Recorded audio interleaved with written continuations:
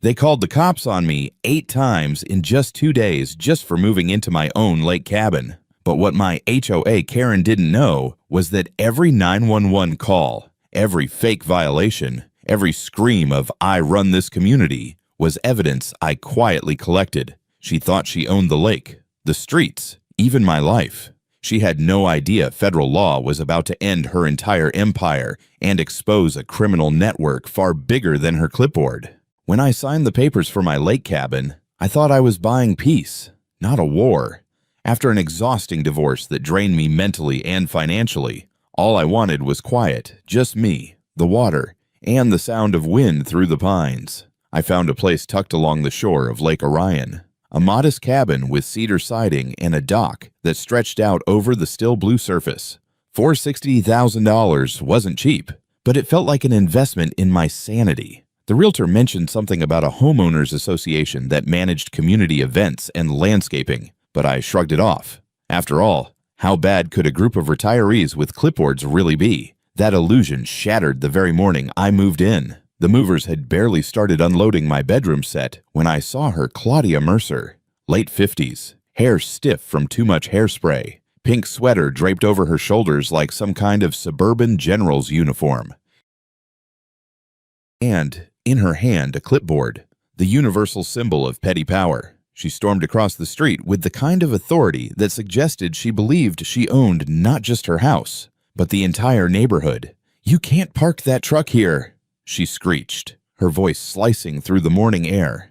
Neighbors peeked through curtains as if a scene from a reality show was unfolding in their front yards. I raised my coffee mug in what I thought was a polite gesture. "Morning. I just closed on this place yesterday. Movers will only be here a few hours." She glared at me like I'd confessed to arson. "This is a private community. Large commercial vehicles are prohibited without prior HOA approval. Do you have a permit?" "A permit. To move my own furniture into my own house." I chuckled, thinking she had to be exaggerating. "No permit. Just a deed that says I own this place." That was apparently the wrong answer. Claudia's face flushed crimson as she yanked out her phone. "Then I'll let the police handle it." The movers exchanged nervous glances as she started dialing. 10 minutes later, a patrol car pulled into the cul-de-sac. Officer Bradley stepped out, clearly unamused at being called over something so trivial. He checked my paperwork, nodded, and assured me I was within my rights. Claudia stood there fuming, waving her clipboard like a sword, insisting I was compromising community security. The officer gave her a warning about frivolous 911 calls and drove off. I thought that would be the end of it. It wasn't. By noon, she had called the police again. This time, she claimed suspicious individuals were stealing furniture. I had to show receipts for my mattress and couch while movers looked at me as if I'd lured them into some sitcom. Another officer explained patiently that homeowners are allowed to move belongings into their own property. Claudia muttered under her breath about outsiders and lowering property values. I started filming.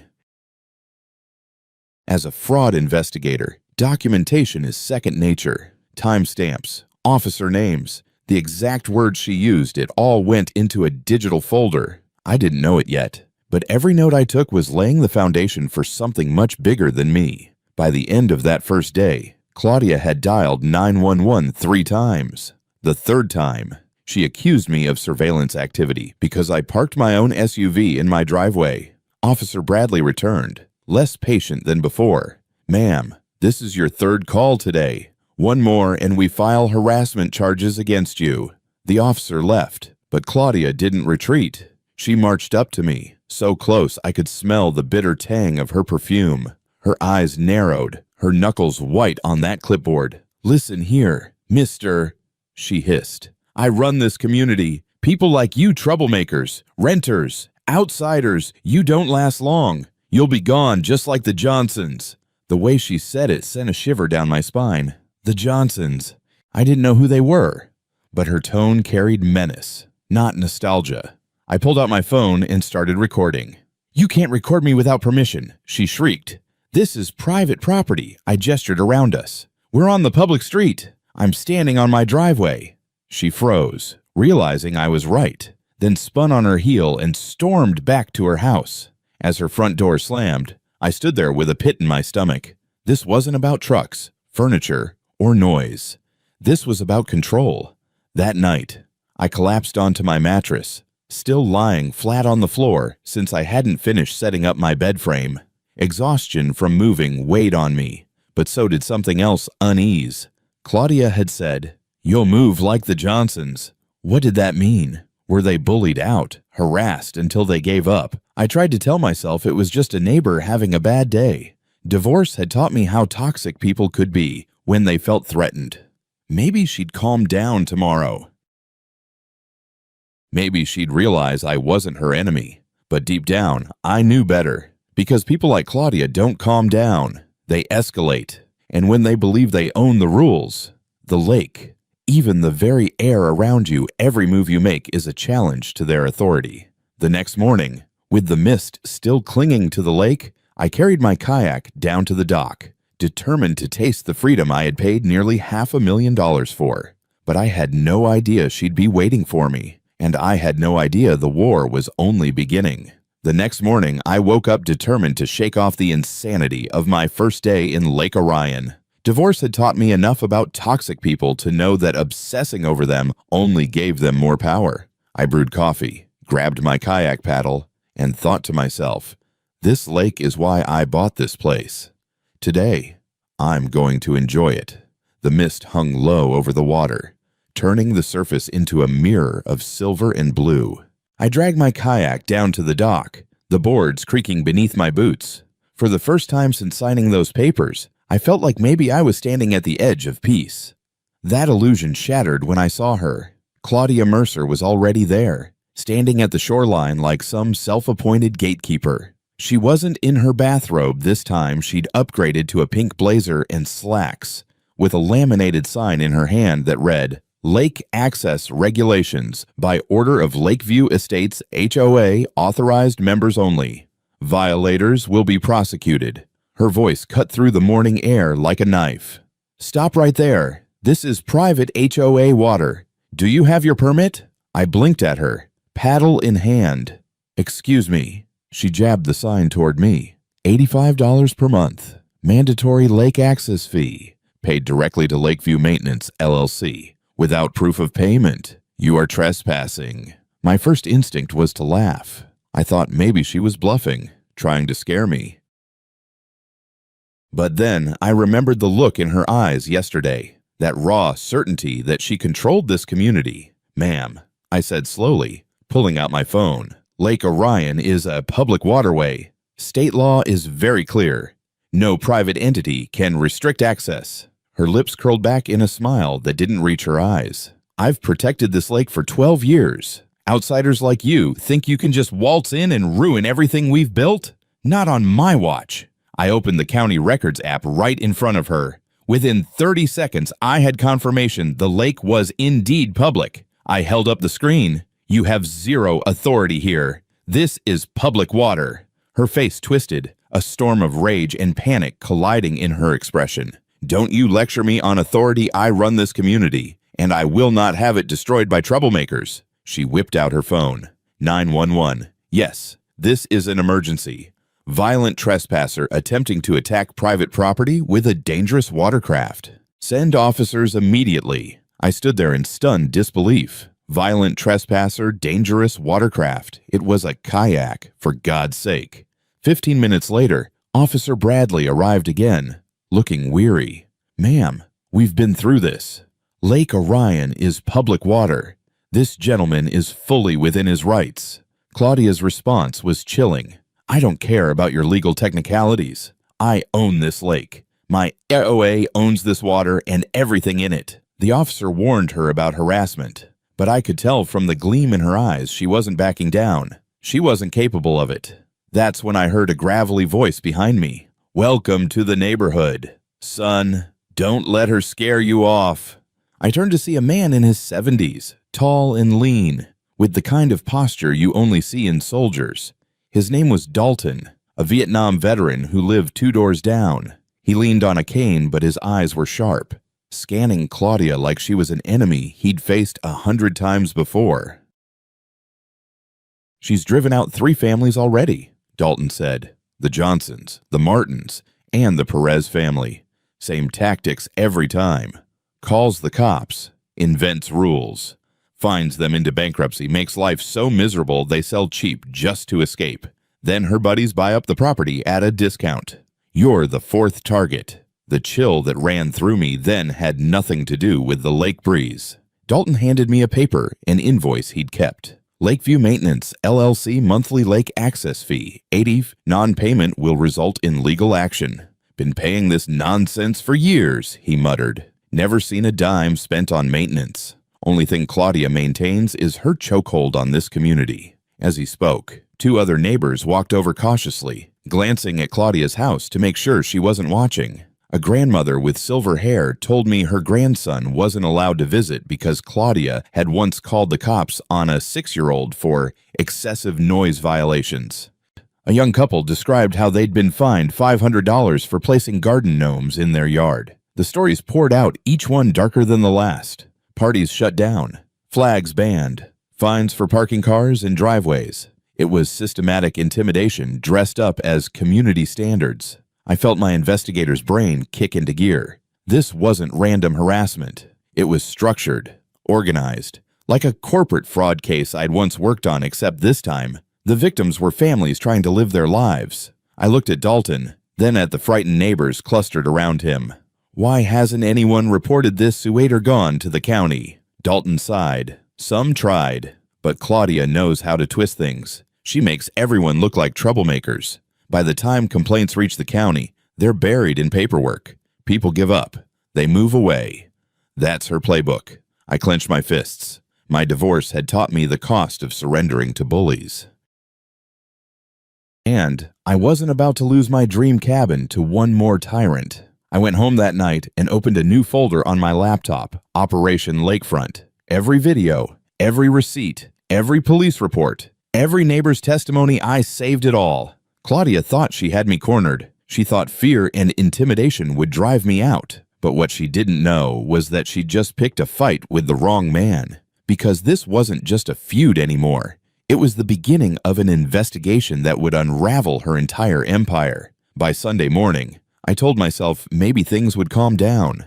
Maybe Claudia had just been having a terrible week. Maybe all that ranting and clipboard waving was her version of stress relief. People snap.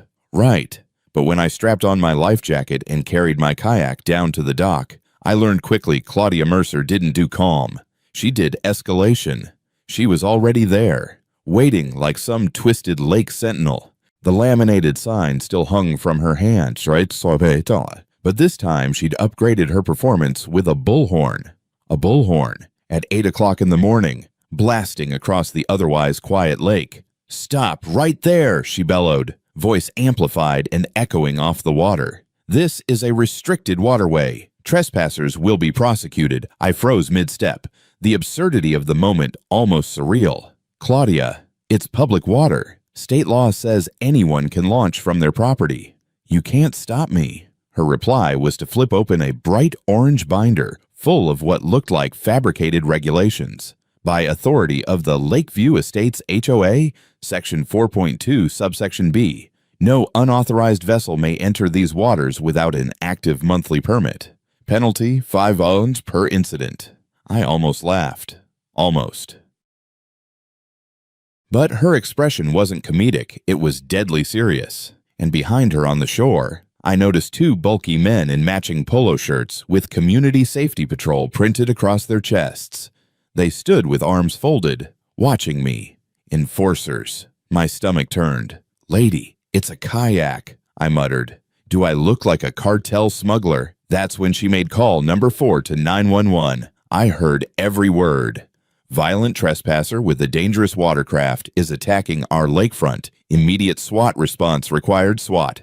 For a kayak." The dispatcher must have rolled their eyes into another dimension, but 15 minutes later, Officer Bradley showed up again, hand resting on his holster out of sheer habit. His sigh when he saw me holding a paddle was the sound of a man questioning his career choices. "Ma'am," he said, "this is a public lake. He has riparian rights as a property owner. Your calls are wasting department resources." Claudia's face reddened until she looked like a boiling kettle. I don't care about your legal jargon. I own this lake. Bradley pinched the bridge of his nose. No, you don't. No one does. This is state water. If you keep calling, harassment charges are next. But Claudia wasn't listening. She spun toward the two men in polo shirts and barked. You see, outsiders think they can just trample our rules. Watch him carefully. Document everything. The men didn't move, didn't speak, but the way their eyes tracked me felt like a warning. I slid my kayak into the water anyway, refusing to let her intimidation win. The first push of the paddle should have felt freeing. Instead, I felt like prey under surveillance.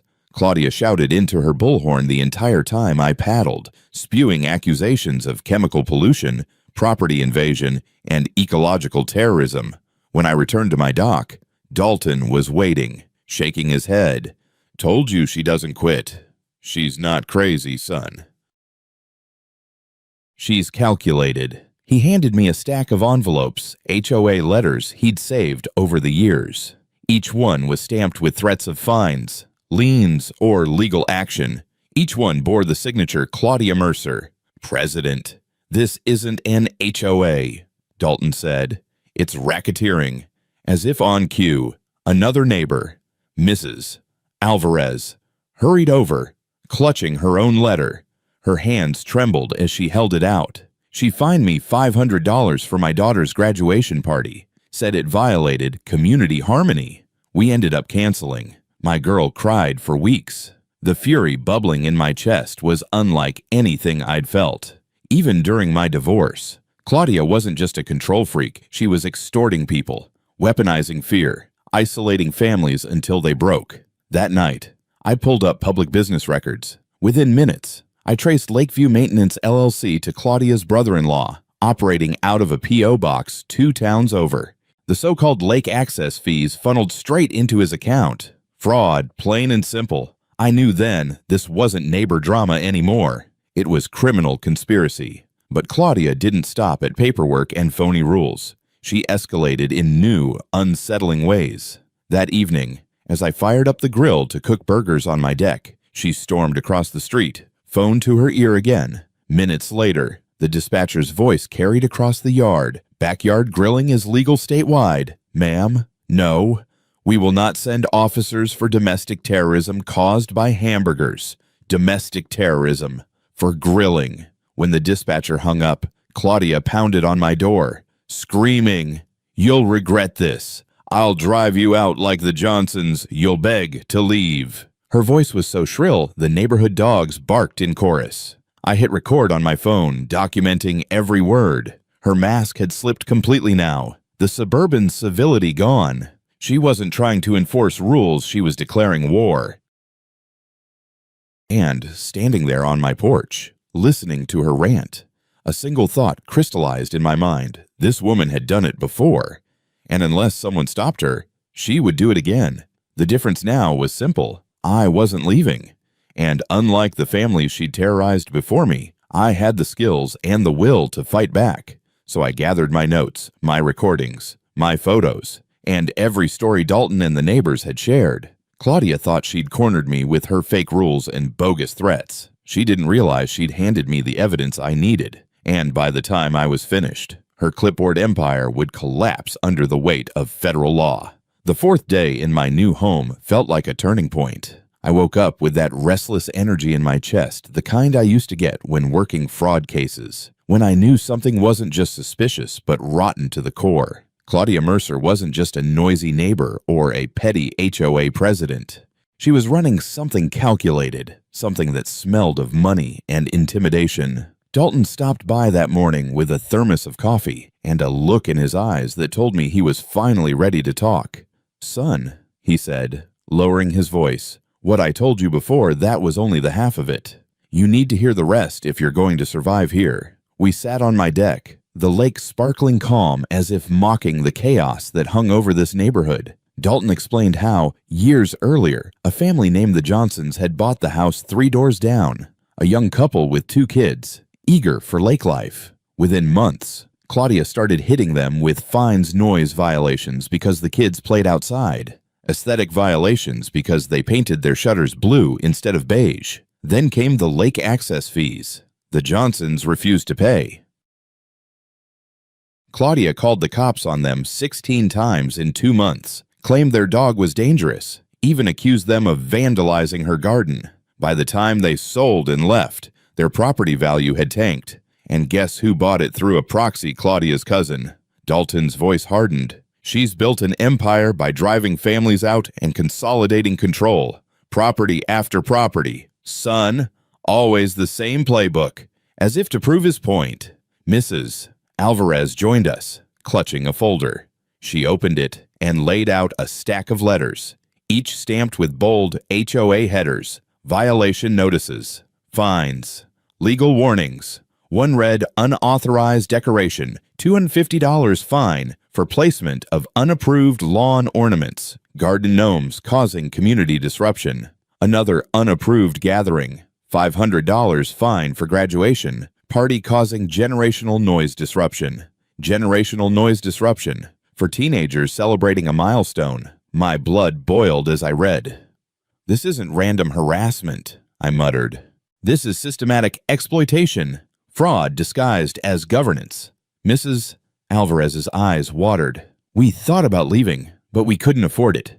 She knows people like us don't have lawyers. I promised her softly. You won't have to fight her alone anymore. That evening, Dalton introduced me to more neighbors, ones brave enough to risk Claudia's wrath. An elderly widow named June explained how Claudia fined her $200 for letting her grandson ride a scooter on the driveway. A father of 3 described how Claudia declared his trampoline a hazard to community stability and forced him to dismantle it. Each story painted the same picture: abuse of authority, targeting the vulnerable, and siphoning money through fear. The kicker came when Dalton pulled out an invoice he'd kept for years. It was from Lakeview Maintenance, LLC, demanding $88 per month for mandatory lakefront upkeep. But Dalton said he'd never once seen a maintenance crew. No trash pickup, no repairs, no dredging. Nothing. Just Claudia's threats. That night, I couldn't sleep.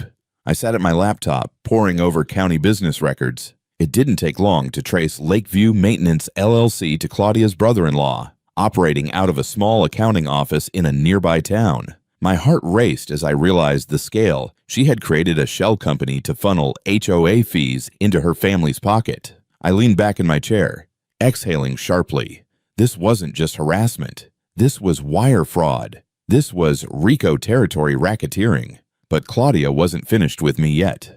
The next day, I tried to grill dinner again, something simple. Just a steak and some vegetables. 10 minutes in, Claudia came storming across the street, phone already pressed to her ear. I heard her shrill voice. Domestic terrorism, illegal, open flame. He's threatening the community with fire. The dispatcher must have been fed up because they refused to send an officer. But Claudia wasn't deterred. She slammed her fists against my front door until I opened it. Her face was crimson, eyes wild. You think you can defy me? I'll destroy you like the rest. You'll beg to leave this community. I held up my phone, recording every second. She froze for a moment, then sneered. Record all you want. Accidents happen to people who cross me. That wasn't a warning. That was a threat. Sure enough, the very next morning, I woke to vandalism. My kayak had been slashed open, the fiberglass hull shredded. My SUV sat on 4 flat tires. Red spray paint screamed across my dock. Leave or die. My garden, newly planted, was soaked in industrial herbicide. The soil poisoned black. It wasn't random vandalism, mates. It was targeted. But Claudia underestimated me. What she didn't know was that I had installed security cameras my first night, out of habit. And those cameras caught everything. At 3 a.m., Claudia's so-called community safety patrol crept across my property with knives and spray cans. 2 men, mid-40s, stocky builds, smirking like they were untouchable. They didn't even bother to cover their faces. They thought Claudia's shield of power made them immune. Watching the footage, I felt 2 things at once: fury and clarity. Claudia had crossed into felony territory: property destruction, intimidation, threats. I wasn't just her newest victim, I was her biggest mistake. I emailed the footage, the invoices, and every piece of evidence I'd collected to an old contact of mine, Special Agent Wallace from the FBI's Financial Crimes Division. Wallace and I had worked together years back on a corporate embezzlement case. If anyone could help me bring Claudia down, it was him. When he called back, his voice carried a weight I hadn't heard before. "We've been watching Claudia Mercer for months. You're not the first complaint, but your evidence might be the nail in her coffin. Get me everything: videos, letters, witness statements. Because what you're describing isn't just HOA abuse, it's organized crime." I stared out at the lake, the reflection of the moon shimmering on the water. Claudia thought she owned it. She thought she owned the people. She thought she owned me. But the tide was turning, and this time, the law was on my side. When I hit send on that evidence package to Agent Wallace, I felt like I had crossed a line of no return. Up until that moment, part of me still wanted to believe Claudia Mercer was just an unhinged neighbor on a power trip. But after the vandalism, the death threats, the phony invoices, I knew better. She wasn't just a Karen with a clipboard, she was the head of a small-scale criminal empire, hiding under the banner of an HOA. The FBI call gave me hope, but hope didn't erase the fear. The next evening, I was watering what was left of my garden when Claudia stormed across the street. She had that same twisted smile, the kind that makes your stomach knot up before a word is spoken. "Accidents happen," she said, her tone chillingly calm. "Ask the Johnson family why they really left. Do you want your name to be next?" I lifted my phone. Hitting record, "That's a threat." "Claudia, keep talking." Her face snapped into fury, and she jabbed her finger at me. "You'll regret this. Nobody defies me in this community. Nobody." Then she stormed back inside. That night, I sat with Dalton and 3 other families in his garage. It was supposed to be a casual meeting, but it turned into something more: an underground resistance council. One by one, neighbors shared their stories. A cancer patient whose medical equipment delivery had been delayed because Claudia claimed noise violations. A teacher fined for unauthorized gatherings when she hosted a study group for her students. A veteran forced to remove his American flag because it disrupted community harmony. The air grew heavier with each account. The intimidation was relentless, the fines fraudulent, the harassment systemic. By the time everyone had finished, the table in Dalton's garage was covered in documents, invoices, violation letters, photos, even recordings. The evidence pile was overwhelming. "We've all been paying into her scam for years," Dalton said bitterly. "But maybe now, with your FBI contact, we have a chance." I promised them I'd deliver everything. But as if on cue, Claudia struck again. The following morning, as sunlight hit the lake, I stepped outside to find my mailbox stuffed with fresh violation letters. One accused me of reckless endangerment for using a garden hose, claiming I was contaminating the water supply with chemical weapons. Another fined me $300 for improperly aligned curtains visible from the street. But the real punch came when my phone buzzed with a text alert from one of my cameras. I opened the feed and nearly dropped the phone. At 2 a.m., Claudia herself had crept onto my property, crouching near my porch with binoculars, muttering into a voice recorder. She wasn't even subtle anymore. That afternoon, Wallace called back. His tone was sharper, more urgent. "Anthony, listen to me carefully. Your evidence is strong, but Claudia isn't just bluffing. We've linked her to a network of HOA fraud stretching across multiple states. Shell companies, enforcers, bribed clerks. She's small compared to what we're uncovering, but she's part of something bigger." My blood ran cold. "You mean this is happening elsewhere, everywhere?" he said. "And if she suspects you're working with us, she'll escalate. Protect yourself. We're preparing warrants, but we need airtight documentation.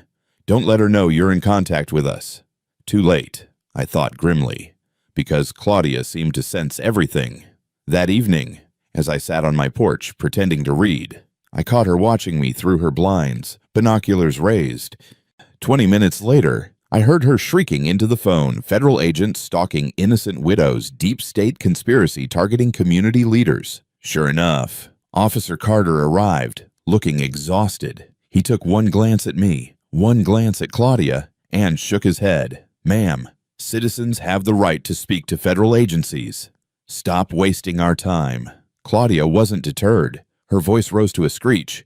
"They're trying to overthrow me. I've protected this community for 12 years. Without me, it'll collapse into chaos." Carter gave her a final warning and left. But her paranoia was spiraling, and I knew retaliation was coming. I was right.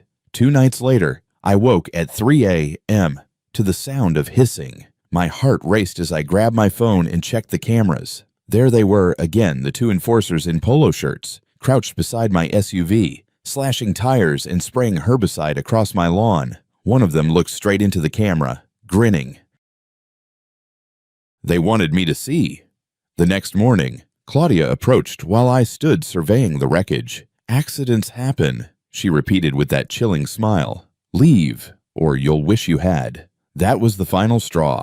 I uploaded every second of footage, every document, and every neighbor testimony to Wallace's secure portal. Then I waited. 3 days later, the waiting ended. It began quietly, 4 unmarked SUVs pulling into the cul-de-sac just after dawn. Men in FBI jackets stepped out, spreading in coordinated formation. They didn't knock on doors. They executed search warrants. Claudia's house, her brother-in-law's fake office downtown, even the homes of her hired enforcers all hit at the same time. Neighbors gathered on porches, whispering, then cheering as agents carried out boxes of documents, computers, even bags of cash. Claudia herself was dragged out in handcuffs, screaming classic Karen lines until the end. "I protected you all. This is persecution. I want to speak to your manager." It was poetic justice. But as I filmed the arrest with trembling hands, I knew this wasn't the end. Because Claudia wasn't just a lone tyrant with a clipboard. She was part of something bigger, and what we had just exposed might only be the first crack in a nationwide conspiracy. The morning Claudia was dragged away in cuffs, I thought I could finally breathe. Neighbors clapped. Some even cried. For the first time since I'd moved to Lake Orion, I felt the heavy weight on my chest lift just slightly. The so-called queen of the HOA had been dethroned. But what I didn't know then was that her arrest was only the beginning of something much larger, a storm already brewing across state lines. Later that day, my phone buzzed with a call from Agent Wallace. I stepped onto my deck, the lake glittering like nothing had ever happened, and answered. "Anthony." His voice was tight, urgent. The raid was successful. We seized financial records, contracts, fake invoices, and surveillance lists. But I need you to understand something. Claudia wasn't acting alone. She's one node in a network that's been on our radar for months. I gripped the railing, my knuckles white.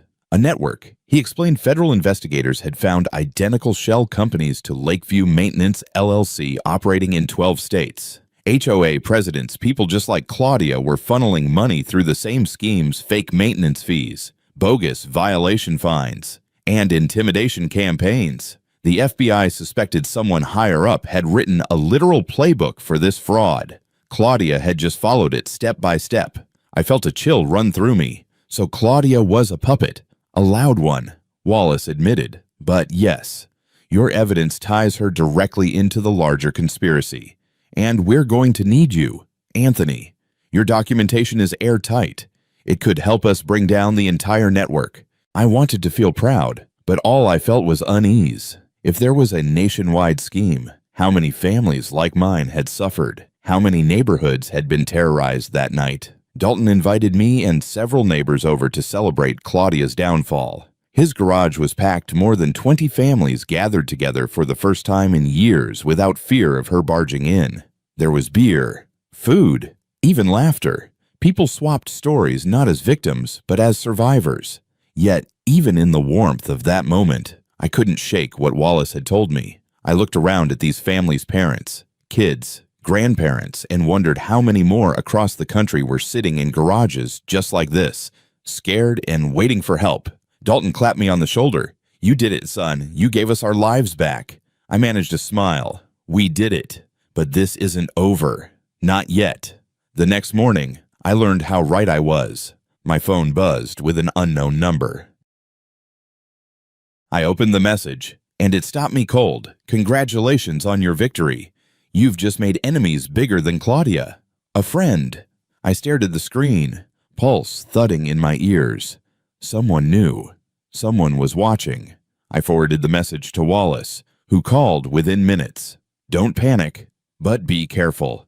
It means you've rattled someone important. The days that followed felt surreal. News crews descended on our street, filming the Lake HOA bust. Headlines blared across national networks. HOA president arrested for $177,000 fraud scheme. Social media dubbed her Lake Karen, and the video of her screaming, "I own this lake," as agents cuffed her hit 3 million views in 48 hours. On the surface, it was vindication. Property values rose overnight. Families who had hidden in fear began to smile again, and children played outside without Claudia snapping photos of them. But beneath the relief, I felt a growing sense of dread. Because every time I checked my phone, every time I saw that anonymous message, I was reminded Claudia was just one piece of something far bigger. One evening, Wallace met me at a quiet diner 2 towns over. He slid a thick manila folder across the table. Inside, he said, are files from other communities, 23 in total. Different states, different lakes, but the same fraud structures, same language in violation letters, same shell companies, same intimidation tactics. I opened the folder and scanned the first page. My stomach dropped. It was identical to Claudia's invoices, only the header was different. Instead of Lakeview Maintenance LLC, it read Clearwater Property Services. Another read Shoreline Integrity LLC. Different names, same scam. Wallace leaned closer. We believe there's a central source. Someone designed this scheme, distributed it, and recruited HOA presidents to enforce it. Claudia was arrogant and sloppy, but others are smarter. They know how to hide. Why tell me this? I asked quietly. Because you're proof it can be stopped. Wallace said, communities listen to someone who's lived it. We need you to help us connect the dots, testify, and maybe go undercover. The word hit me like a hammer. Undercover. I wasn't an agent. I wasn't trained for that. I was just a guy who wanted to heal from divorce and enjoy his damn lake cabin. But as I thought of Mrs. Alvarez's tears, of Dalton's scarred pride, of children whose laughter had been silenced by threats, I knew I couldn't walk away. Whatever you need, I told him. I'm in. Wallace nodded. Good. Because this isn't just about one community anymore. This is about stopping a nationwide fraud machine before it ruins thousands more lives. That night, back on my deck, I watched the sunset bleed orange across the lake. Freedom never looked so fragile. Claudia was gone, but her shadow lingered. And somewhere out there, others were waiting armed with clipboards, fake rules, and the arrogance of power unchecked.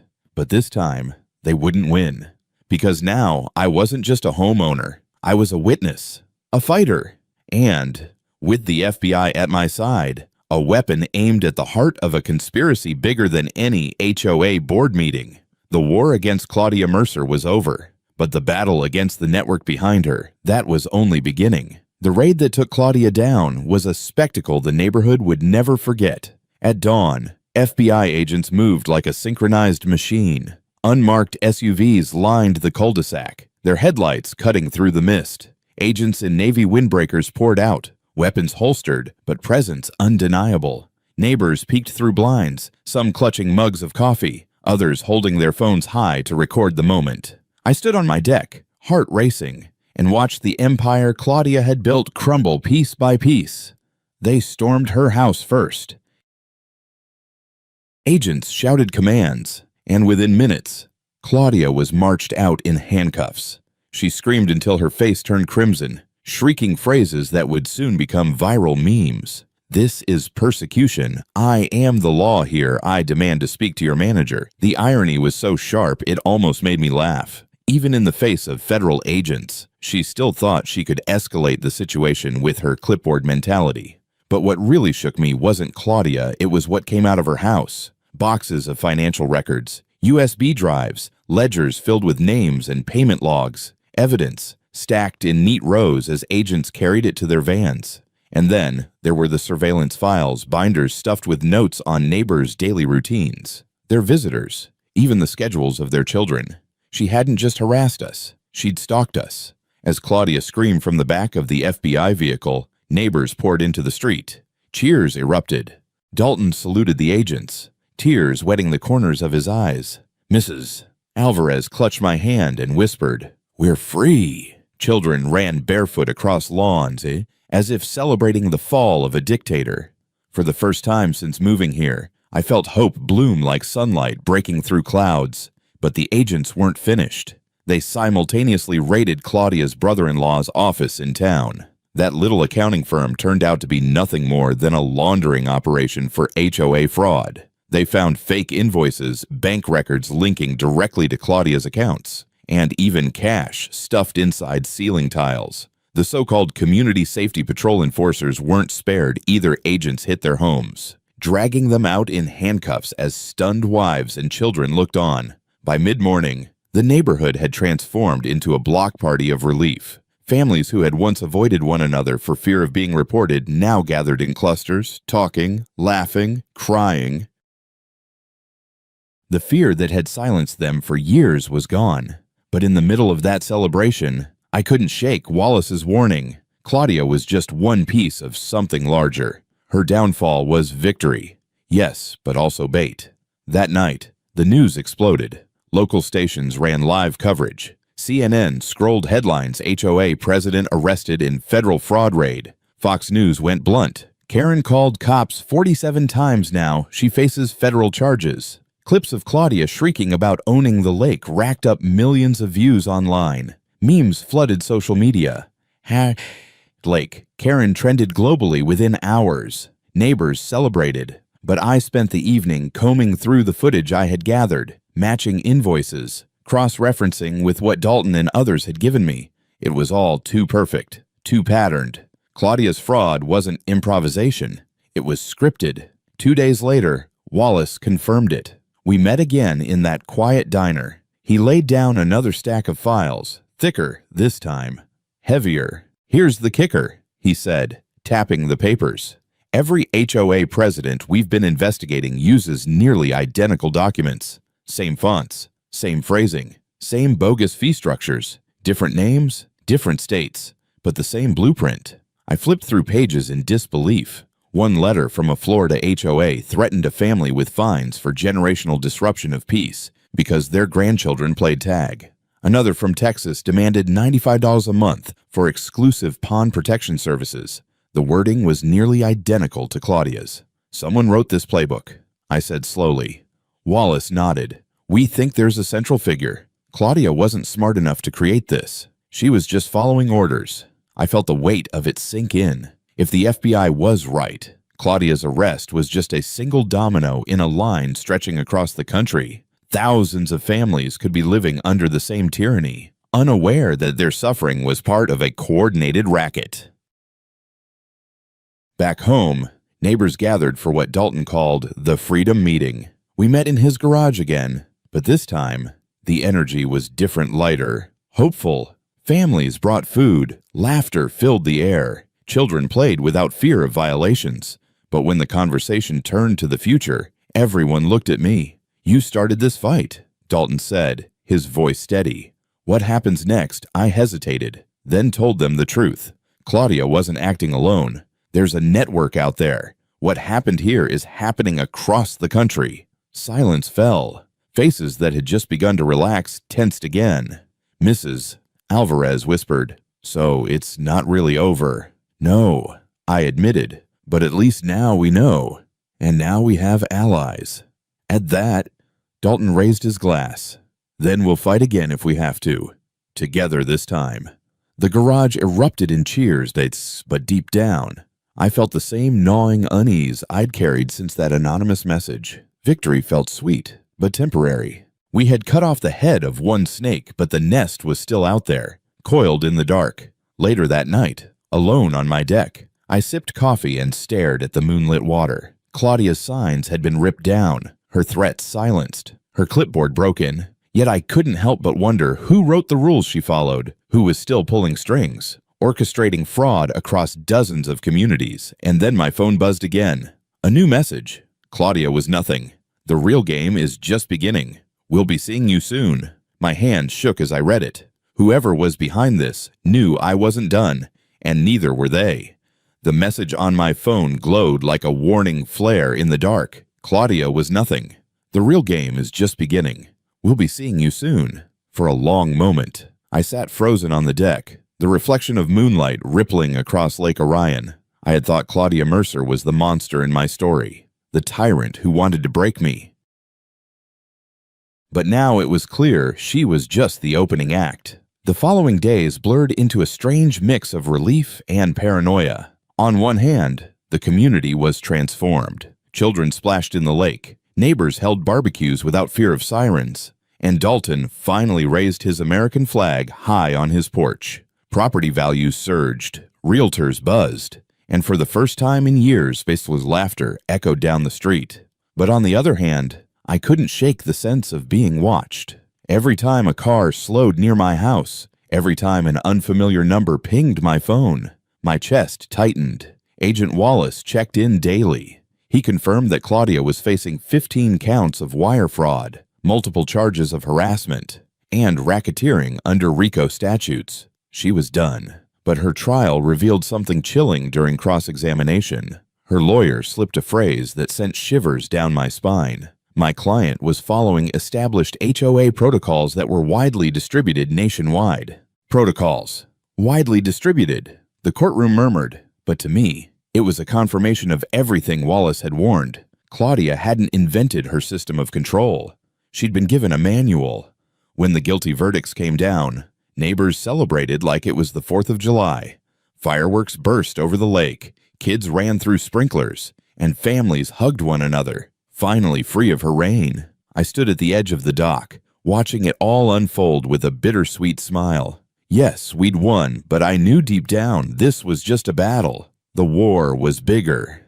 2 weeks later, Wallace invited me to FBI headquarters. I sat across from him in a sterile office as he slid a thick binder toward me. Inside were copies of HOA documents from other states, Arizona, Florida, Michigan, even as far as California. Each had the same fraudulent fee structures, the same threats, the same community harmony language Claudia had used. This, Wallace said grimly, is the playbook.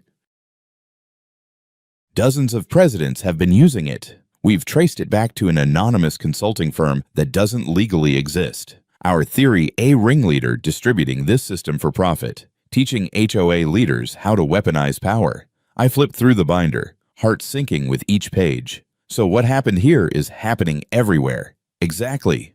Wallace said, "You were lucky. Claudia got sloppy. But others are careful. They know how to bury evidence, how to silence complaints. We need witnesses. People who can tell their stories and validate what we found." That's when he looked me dead in the eye. "We need you, Anthony." I should have felt honored, but what I felt was the crushing weight of responsibility. I had only wanted peace, to recover from a brutal divorce. Yet somehow, I was standing at the center of a federal fraud case that stretched across the nation. Still, I couldn't walk away. Not after what Claudia had done to my neighbors. Not after seeing Dalton's tears when the flag finally flew again. Not after Mrs. Alvarez's daughter cried with joy when she got to host her graduation party without fear. "I'll do it," I said, "whatever it takes." The weeks that followed were a whirlwind. I testified at preliminary hearings, gave interviews to journalists, even signed a book deal, Lakefront Justice. Media swarmed our once quiet neighborhood, filming kids swimming freely, families celebrating liberation, veterans fishing from docks that had been off limits for years. The nation wanted a hero, and somehow I had become one. But amid the attention, the threats didn't stop. More anonymous messages slipped through. "You're making enemies you can't see. You think Claudia was the worst? She was the weakest." Each one was like a pebble tossed into my stomach, small but heavy. One evening, during a live interview on the dock, I noticed a black SUV parked at the far end of the road. Its windows were tinted, engine idling. When I walked toward it after the cameras left, it drove away slowly, deliberately. A warning. That night, I asked Wallace point blank, "How big is this?" "Really?" He sighed, rubbing his temples. "We're just scratching the surface. Our analysts believe there are at least 50 active communities under this racket, maybe more. Claudia was just loud and reckless. The others, they're ghosts. But the evidence you've provided has given us the leverage we need. This could be one of the biggest organized fraud takedowns in federal history. 50 communities, thousands of families, children silenced, veterans shamed, sick patients harassed, all for money and control. I stared at my reflection in the lake that night and realized something terrifying. I wasn't just fighting for Lake Orion anymore. I was fighting for people I'd never met, families who didn't even know their suffering was part of a national scheme. As if to confirm my fears, another text came in. This one wasn't anonymous, it was a photo. A grainy shot of me on my deck, coffee in hand. Beneath it, the words, "We're watching, and we don't miss twice." My blood turned to ice. I forwarded it to Wallace immediately. He promised federal protection, surveillance, and increased patrols. But I knew what that message meant. Claudia was gone. Yes. But the shadowy hand behind her was reaching for me now. The lesson was brutal, but clear justice doesn't end with one victory. It demands vigilance. As I tucked my phone into my pocket and looked out across the moonlit lake, I whispered to myself, the fight isn't over. It's only just begun. This story is more than just about one Karen, one HOA, or one neighborhood. It's about the danger of unchecked power, about how fear can silence entire communities, and about how courage, sometimes from just one person, can spark a movement. Too many of us accept injustice because it seems easier than fighting back. But freedom is never handed to us, it's defended. So if you've ever felt bullied by authority, silenced by fear, or pressured into submission, let this story remind you one voice can matter. One act of resistance can ripple outward. Stand your ground. Protect your rights, and never underestimate the power of truth. If this story struck a chord with you, share your own experiences in the comments below. And don't forget to subscribe because the fight against corruption, abuse, and intimidation is far from over. Together, we can shine light into the darkest corners.